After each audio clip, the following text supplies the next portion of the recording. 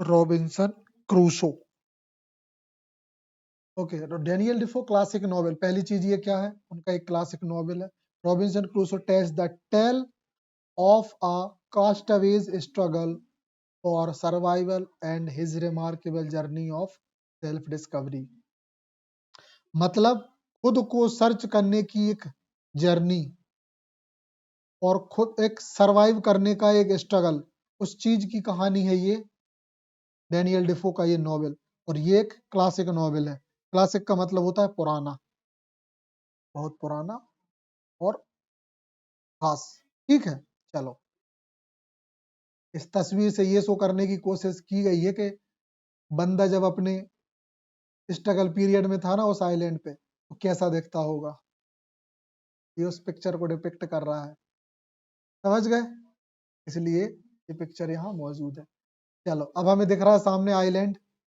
Now you can imagine this type of island. आ जाओ। नहीं यार, अभी चल रहा। चलो देखना, आगे बढ़ गए अपन। बढ़े। Cast away on deserted island, मतलब डिजर्टेड एक वीरान जंगल आइलैंड पे बताया गया अपना एक जीवन या अपना एक समय। शिप रैक, शिप रैक मतलब होता है शिप का टूटना। Crusoe ship is rack during the storm, तूफान के दौरान, ड्यूरिंग द स्टॉर्म, तूफान के दौरान उसका शिप का टूटना। लीविंग हिम इज स्ट्रैंडेड, है ना। अब ये तो यहाँ पे लीविंग हिम स्ट्रैंडेड मतलब ये है कि उसने अपने उस फंसी हुई स्थिति से वो क्या हुआ, उसको छोड़ दिया और ये कहाँ पहुंच गया, एक आइलैंड पे। देन लोकेशन है सर्वाइवल। नेक्स्ट पॉइंट हो गया हमारा सर्वाइवल। सर्वाइवल मतलब जीने का संघर्ष। ही मस्ट अडॉप्टेड हुआ हार्श एनवायरमेंट, उसने एक कठिन एनवायरमेंट को अडॉप्ट किया, को करना पड़ा।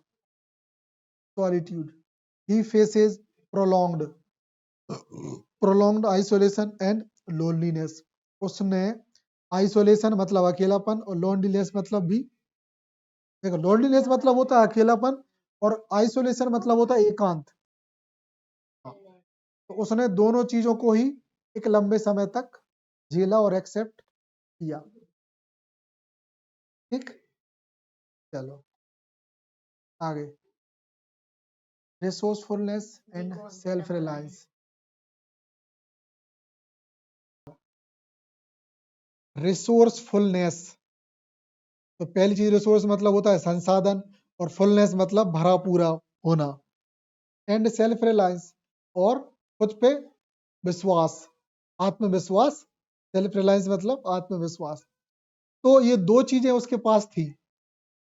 तो पहला है शेल्टर बिल्डिंग, वो सबसे पहला काम क्या करता है, अपने लिए आश्रय बनाता है। शेल्टर मतलब आश्रय, बिल्डिंग मतलब बनाना।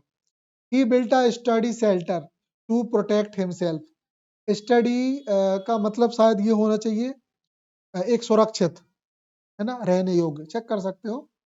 बिल्कुल, एक और मजबूत और रहने लायक शेल्टर बनाना। नेक्स्ट है farming. He cultivates crop for sustain, sustain मतलब यापन, जीवन यापन करने के लिए उसने फसलें भी उगाई। कहानी में हमने देखा कि वो कैसे दाने देखता है कि ये तो उगते हैं यहाँ, इस जमीन पे उग सकते हैं कि नहीं, और उस फसल पे उस जमीन पे उग जाते हैं। फिर देखो वो क्या कहता है ना। सोचो जिस जमीन के लिए हम इतना महंगा खरीदते हैं उसको पूरी जमीन फ्री में मिलती है उस वहां जीने के लिए। और देखा जाए ना तो इंसान के लिए सिर्फ क्या चाहिए, सच में पैसे की कोई कीमत नहीं है। दो वक्त का खाना वो लाख पैसे कमा के भी खाएगा और खुद से उगा के भी खा सकता है, लेकिन लोग फालतू में भागते हैं। हाँ? तो हर खेती के लिए सामान नहीं चाहिए होता है क्या, तो वो भी तो आपको ऐसे ही मिल जाते हैं। अगर आप सच में सरवाइव करने के लिए जीवन यापन करते हो ना, तो आपको गाय भी फ्री में मिलेगी, बैल भी फ्री में मिल जाएगा। बछड़े घूमते हैं, थोड़े दिन आप उसको घास खिलाओ तो आप बैल बना लोगे। किसी किसी बच्चे को बैल बनाना आसान होता है, तभी टफ नहीं होता। और जब आप उसको पाल के यूज करना सीख जाते हो, तब वो आपका बैल हो जाता है, उसकी कीमत हो जाती है। हर एक किसान कभी तो किसी बच्चे को बैल बनाता है, बैल भी तो बच्चा ही रहता है कभी, समझे। और बैलों की कीमत होती है 10-10, 20-20 हजार, 40-40, 2-2 लाख तक बिक बैल बनाया जाता है। और इस मामले में हमारे ससुर जी हैं, इसको बोलते हैं प्रॉफिट। उनने कई बैल बना के बेचे हैं। सोचो, फ्री में मिल जाते हैं घूमते हुए बच्चे, लो बैल बना दिया आपने। कहाँ से आए 2-3 महीने में 10,000 रुपए।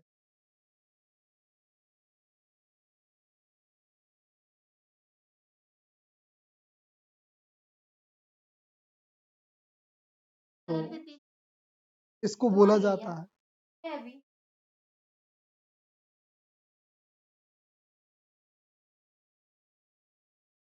तो बात आ रही समझ में। हम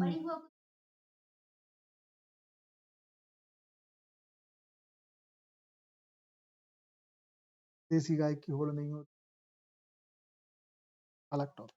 ओके, फार्मिंग देख लिया। Tools, he crafted tools from basic material. उसने बेसिक मटेरियल से टूल्स बनाए, पत्थरों से, मिट्टी से घड़े बनाए थे उसने, है ना। हाँ, पत्थरों से उसने खोदने खरोचने की चीजें बनाई, लकड़ी से उसने भाले बनाए, समझ गए, बेसिक चीजों से। बिल्कुल। फिर self sufficient, he developed self reliance and survival skill. और वो खुद के आत्मविश्वास को बढ़ा लेता है और जीने की कला, सर्वाइव करने की स्किल सीख लेता है। हम इंसानों में होनी चाहिए ये। पता होता है कि जीवन कैसे जी, सर्वाइव कर लेता है। 3 साल मायने।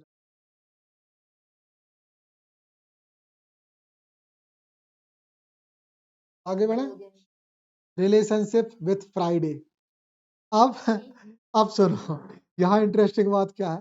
अगर जिसने इस कहानी को नहीं सुना तो वो कहेगा, अरे शुक्रवार से उसका रिश्ता, फ्राइडे वो है क्या,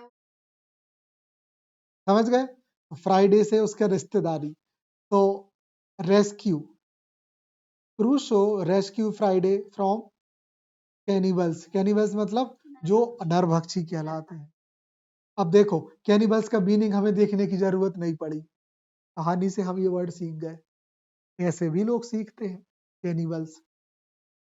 नेक्स्ट है फ्रेंडशिप। क्या है? Friendship. They develop a strong bond based on trust. वो विश्वास के जरिए एक स्ट्रॉन्ग बॉन्ड में जुड़ जाते हैं दोनों। नेक्स्ट है cultural exchange. They learn from each other cultures. वो दोनों एक दूसरे का कल्चर सीखते हैं। तो ये था भाई हमारे फ्राइडे से relation. Next, theme of survival and the religious faith. इसकी थीम है सर्वाइवल, संघर्ष, और रिलीजियस फेथ, ईश्वर में विश्वास। ये बात हमें बड़ी प्यारी लगी कि विश्वास मतलब इसका बहुत स्ट्रांग होता है, प्रार्थना करता है प्रतिदिन। स्ट्रगल, क्रूसो बैटल्स और फिजिकल सर्वाइवल। ठीक, मतलब शारीरिक संघर्ष करता है वो, सारे मौसम झेलता है ना, हर परिस्थिति झेलता है, हर प्रकार से रहना खाना भूख प्यास सब झेलता है वो। Faith, his faith provides a spiritual strength. का विश्वास उसको धार्मिक आध्यात्मिक ताकत देता है सरवाइव करने के लिए। Reflection, solitude. सॉलिट्यूड मतलब होता है, ये भी एकांतपन ही होता है इसका मतलब। Leads to self reflection and growth. मतलब अकेलापन, जब इंसान अकेला होता है ना, तो क्या होता है, मतलब उसको आत्मज्ञान होता है, ध्यान। वो किसी से बात नहीं करता, साइलेंट होके खुद के बारे में सोच पाता है। जैसे आप और हमको अकेलापन नहीं मिलता ज्यादा, स्पेशली तुम्हें तो बिल्कुल ही नहीं मिले। हमको मिलता है। सच में नए नए आविष्कार होते हैं। तुम लोगों से जब बड़ी बड़ी बातें करते हैं ना, वो ऐसे नहीं आती, अकेला वक्त बिताने से आती है, मोबाइल से दूर होने से आती है। इतने हजारों थॉट आते हैं तुम लोगों को, जो जो चीजें बताई जाती है ना, जब भी कुछ फिर नहीं करता, खोए रहो। ये जीवन का एक मोमेंट है, बहुत कम लोग जीते हैं, जो जीते हैं ना उन्हीं की लाइफ बची है। बिना मेडिटेट के ही आप सुनो तो, सिर्फ मेडिटेट करना ही वो नहीं होता, सुनना, सिर्फ मेडिटेट करना ही वो नहीं होता, मेडिटेट वो भी होता है जब आप प्रकृति के साथ जुड़ते रहो, वो भी मेडिटेशन है एक प्रकार का, जरूरी नहीं कि हमेशा, वो भी मेडिटेशन है। शांत बैठे रहो, बस सोचते रहो, सही है। चलो आगे बढ़े।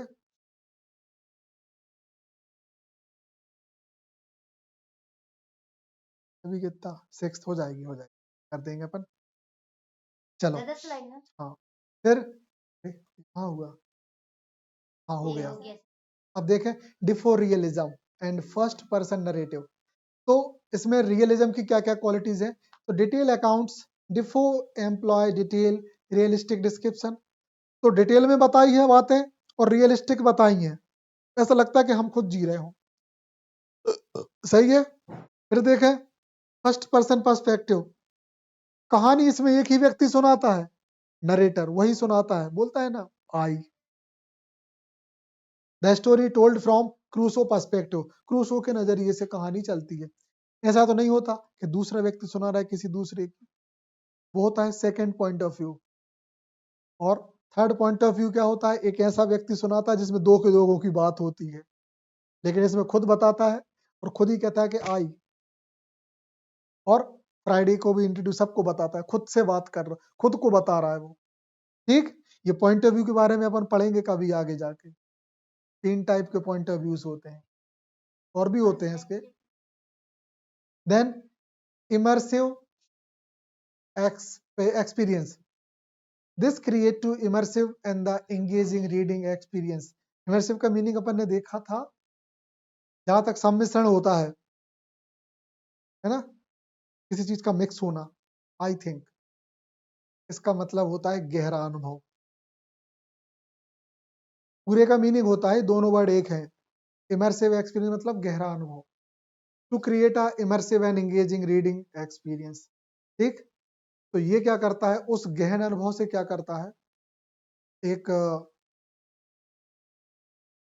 एक्सपीरियंस जनरेट करता है, मतलब रीडिंग के थ्रू। ये चीजें, ये दोनों चीजें रीडिंग के थ्रू करता है। वो पढ़ता है रोज, रोज बाइबल का एक पेज पढ़ेगा वो। हाँ, इसलिए तो लोग कहते हैं कई बार अपने ड्रीम को लिखना भी चाहिए। नहीं लिखते, लेकिन हम दिमाग में बार बार उनको पावर देते हैं, और दिमाग रास्ते की तरफ हमें बढ़ाता है। बार बार सोचना, टारगेट को बार बार सोचते रहो, ऐसे मिलेगा ना, यही हो जाएगा। Next, historical context. तो सेवेंथ 17th सेंचुरी की बात होगी, है ना, और एज ऑफ एक्सप्लोरेशन। तो इसमें 17th सेंचुरी में दो चीजें हैं, एक है मर्केंटिलिज्म, है ना। अब मर्केंटिलिज्म देखो भाई जरा, ये क्या है, जरा देखो, है ना। ये मर्केंटिलिज्म जो है, ये इसका हिंदी मीनिंग हो गया अपना वणिकवाद, जैसा अपन ने देखा। तो वणिकवाद मतलब बनियापन, बनियापन मतलब व्यापारी टाइप की प्रवृत्ति होना, है ना, बिजनेस का बोल वाला होना। हाँ, वहीं से बना है, अब समझ गए बड़े बात। चलो, तो कॉलोनियल एक्सपेंशन, कॉलोनियल एक्सपेंशन मतलब बिजनेस की होड़ लगी थी, लोग व्यापार के लिए अलग अलग कॉलोनीज बना रहे थे। और इसी टाइम पे हमारे इंडिया पे भी आए थे ब्रिटिशर्स, इंडिया में भी, समझे ना। 17th सेंचुरी मतलब 1600 में, 1600 में हमारे इंडिया में इंग्लैंड ब्रिटिशर आ गए थे। हाँ, हाँ मुगल पीरियड चल रहा था, ठीक है नहीं, वो लोग आ गए थे 1600 में, सोचो औरंगजेब के टाइम पे। तो उसी को बोला है मर्केंटिलिज्म एंड कॉलोनियल एक्सपेंशन। फिर मैरीटाइम ट्रेड मतलब समुद्री व्यापार। तो शिप ब्रेक, इसमें एक लोग एक बात आई है, शिप ब्रेक मतलब जहाजों का टूटना।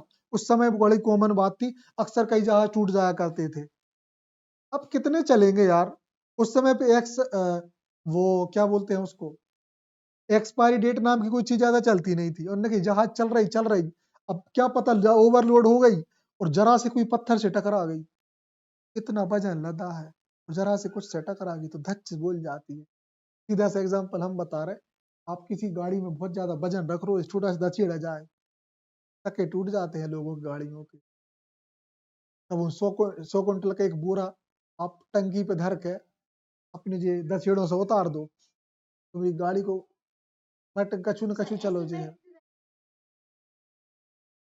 हम पहले ही बता रहे, तो हम बता रहे हैं।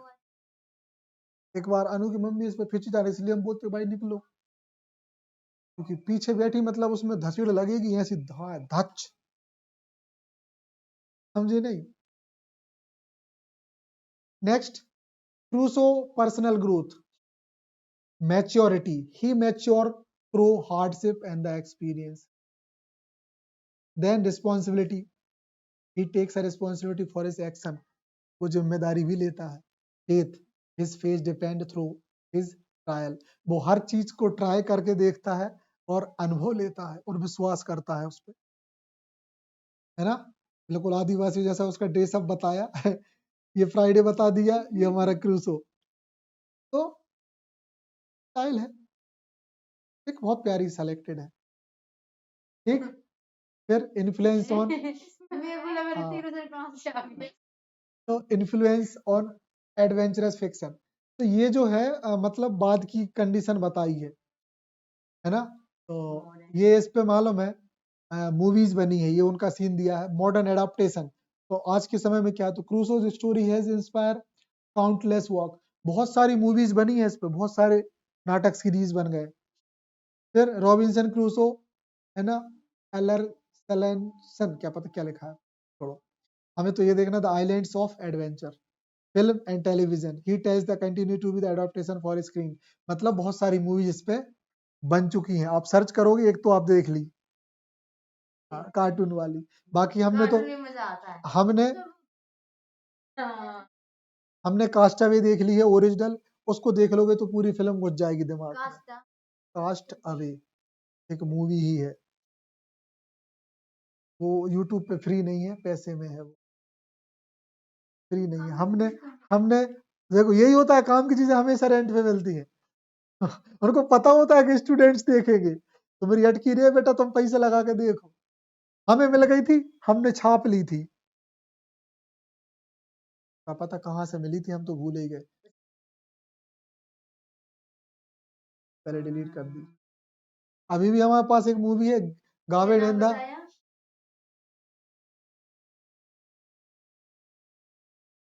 तो देखो अभी भी एक मूवी है हमारे पास, हम उसको भी शायद किसी दिन डिलीट ना कर दें, तो उससे पहले देख लेना, Gavin and the green night,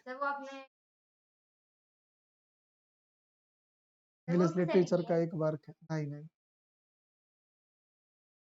छोड़ो बाद में करेंगे, इसको खत्म करें पहले बताएंगे, चलो अब देखें। हाँ चलो आओ आगे बढ़े,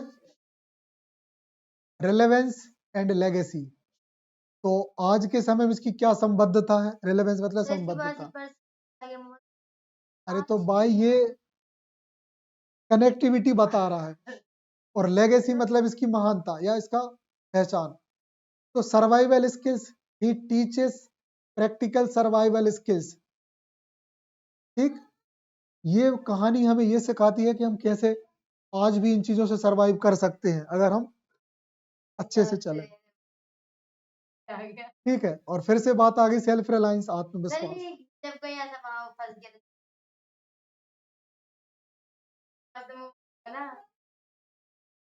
16th सेंचुरी की बात हो रही भाई, और मोबाइल हो तो कोई काम का नहीं है, टावर नहीं है, और टावर नहीं है मतलब वहां पे इलेक्ट्रिसिटी नहीं है और व्यवस्थाएं नहीं है कुछ भी। चलो आगे बढ़े, self reliance, it emphasize the importance of self reliance, ये कहानी इस बात को बढ़ावा देती है कि कैसे आप खुद पे विश्वास रख सकते हो।